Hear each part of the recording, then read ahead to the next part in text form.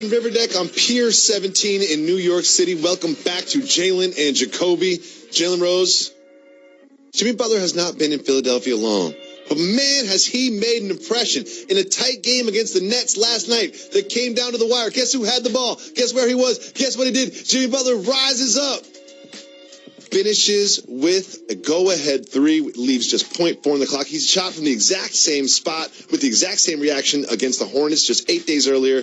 Jimmy Butler getting buckets, big buckets for the Sixers. What do these big shots tell you about his current fit and what it says about him in the locker room? Terrific fit, and it gives me an opportunity to say a life lesson. Now, we talked about Jimmy Butler going to Philadelphia and giving them not only a closer, which he's shown to be, but also a legitimate all-star level big three that catapults them into contention. Mm-hmm. The part about teaching is repetition. Now, it's one thing to show both shots and show both results. For anybody that wants to be good at something, you are what you continually practice. You are what you take time and invest in. You don't think it's the first time he's taken a step back? No, the only time success comes before work is in the dictionary. And the play that stands out to me the most is Ray Allen, Game 6 at Miami. Bosh gets the rebound, kicks it to Ray Allen. He finds his way behind the three-point line. He didn't think about the shot. He didn't think about the moment. He didn't think about the contest. All he thought about was, I've done this so many times. It's repetition. That's what I see from Jimmy Butler. That's what I appreciate about his being a part of their squad so far. Well, the news isn't all good from Philadelphia.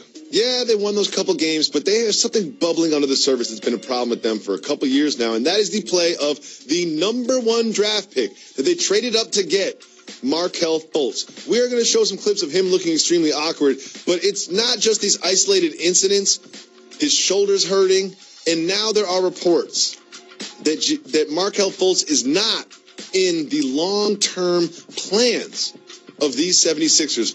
Read between the lines. What does that mean to you?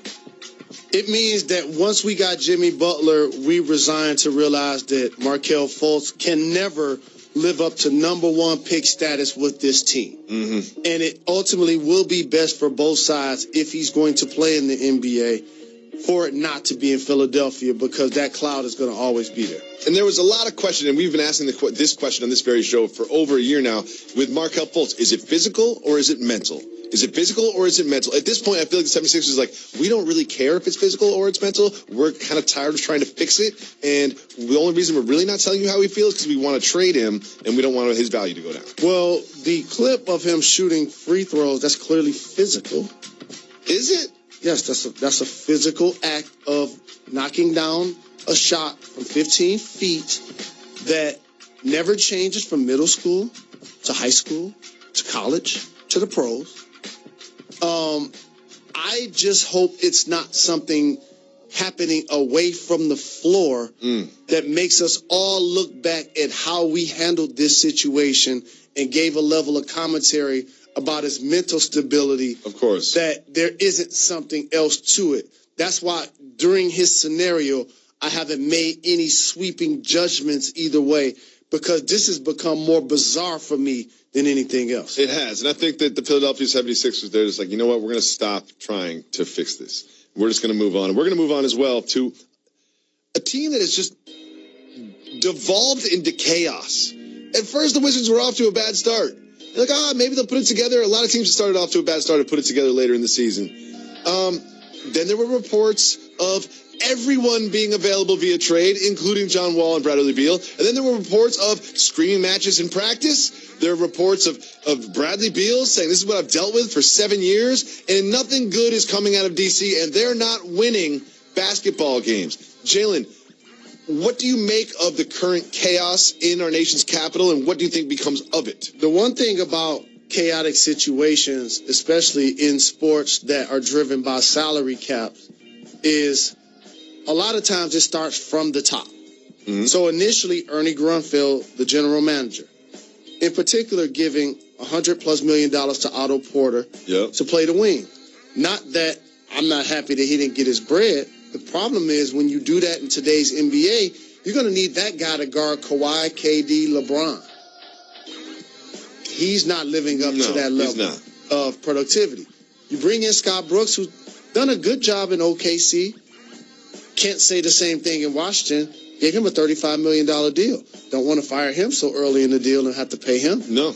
And then you go to the roster. John Wall hasn't been that perennial all-star level, double-double, get you a couple of steals type of performer. And his Supermax extension doesn't even kick in yet, and they're talking about trading him. And obviously you wanted to take care of Bradley Beal, even though since the beginning of their beginning of them being teammates, there was always a discussion of if a fracture existed. Yes. And then in the offseason, you signed Dwight Howard. He was trending this weekend.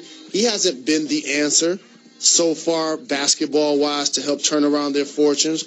So now I think it lends to a situation where you have to now lean on your assets. Morris is in the final year of his contract. And playing pretty well.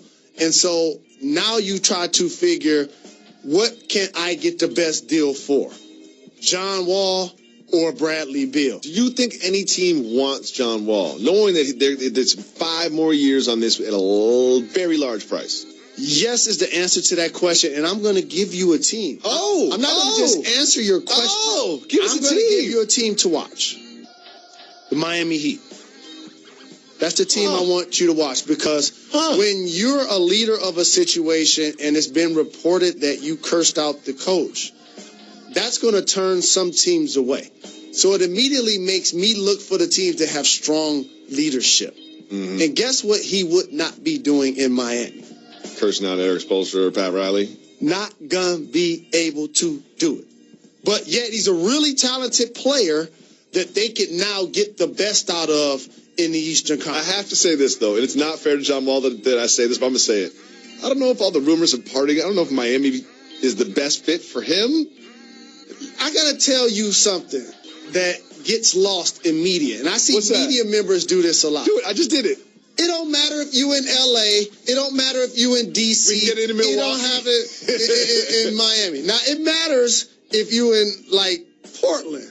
You know, it matters. Like Portland. I'm just saying, like, it's more off the grid. Okay. It closes at 11. Sure. You know, that's what I'm saying. The places that you take a nap before you go out, it don't matter where it is. It's all the same thing when you got bread. Okay. This idea that, I'm going to get it in more in L.A. than I am in Miami. Like, that's so overrated when you got millions, especially. Right now, it's time for News That Matters.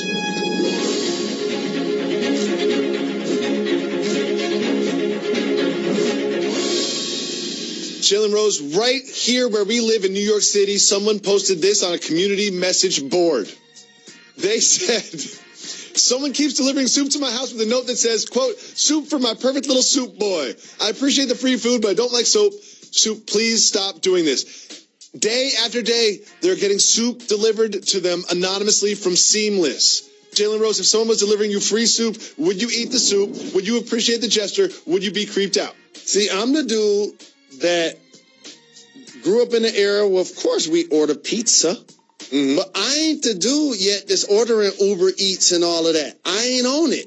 I ain't doing it. What if someone else was on it for you and sending you soup? If I'm not doing it for myself, I'm definitely not eating something that somebody else is sending me for the exact same reason you wouldn't eat it. I would definitely eat it, but I would be creeped out by the note. Don't call me perfect little soup boy. You can call me soup boy, you can call me perfect, but you cannot call me perfect little soup boy. I'll do carry out when I go pick up the food from the restaurant. When somebody else is going to pick up the food from the restaurant and then that person doesn't work at the restaurant, too many people. We don't need a third party involved in this. That's like flying to the fun. I think that's fair. Coming up next on Jalen and Jacoby. Before the season started, we all thought the Warriors and the Celtics were destined to meet in the NBA Finals. Doesn't really seem like that right now. We'll find out if Jalen Rose has changed his finals prediction after this. Website Eater.com came out with a power rankings. What are your top nugget sauces? If the answer to this question ain't ranch, I'll never do this show again. Ranch, tied for third. What? Ranch tied for third. No way. Yeah. So it's barbecue. No. Barbecue, not even on there. Oh, I'm done. What's number one? Pure honey. No way. No way. No way.